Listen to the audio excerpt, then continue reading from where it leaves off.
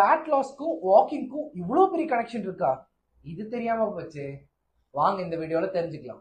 Fat loss பண்றதுக்கு நிறைய வழி சொல்லுவாங்க. Skipping, high intensity work outs எல்லாமே சொல்லுவாங்க. பட் சிம்பிளா மாடரேட் வாக்கிங்கே கம்மி பண்ணுங்கிறது தான் இந்த ரிசர்ச். ஸோ இந்த ரிசர்ச்ல பீப்புளை 2 குரூப்பா பிரிச்சுட்டாங்க. ஒரு குரூப்புக்கு வெறும் டயட் மட்டும் கொடுத்தாங்க, இன்னொரு குரூப்ல டயட் பிளஸ் மாடரேட் வாக்கிங். இந்த டயட் பிளஸ் மாடரேட் வாக்கிங் இருக்கிற குரூப்ல கடைசியா பார்த்தோம்னா 12 வீக்ஸ் கழிச்சு ரிசல்ட்ஸ் எடுக்கும் போது வெயிட் லாஸ் நல்லா கம்மியா இருக்கு. அதுல ஃபேட் மாஸ் நல்லாவே கம்மியா இருக்கு. அது போக ஓவராலா கார்டியோவாஸ்குலர் டிசீசஸோட ரிஸ்க் நல்லாவே கம்மியா இருக்கு. இது மட்டும் இல்லாம இந்த மாடரேட் வாக்கிங் போறவங்களுக்கு அவங்க எடுத்துக்கிட்ட டயட்டோட ரிசல்ட்டும் பெஸ்டா வர ஆரம்பிச்சது. அதாவது ஒன்லி டயட் எடுத்த ரிசல்ட்டை விட டயட் பிளஸ் மாடரேட் வாக்கிங் எடுக்கும்போது இந்த மாடரேட் வாக்கிங் நீ எடுத்த டயட்டோட ரிசல்ட்டை இன்னும் பெஸ்டா எடுத்து காமிக்குது. ஸோ ஃபேட் லாஸ் அதிகமாகுது, வெயிட் லாஸும் கரெக்டா மெயின்டைன் ஆகுது. ஸோ தட் நம்ம ஹெல்த்தியாக மாறிடுறோம்.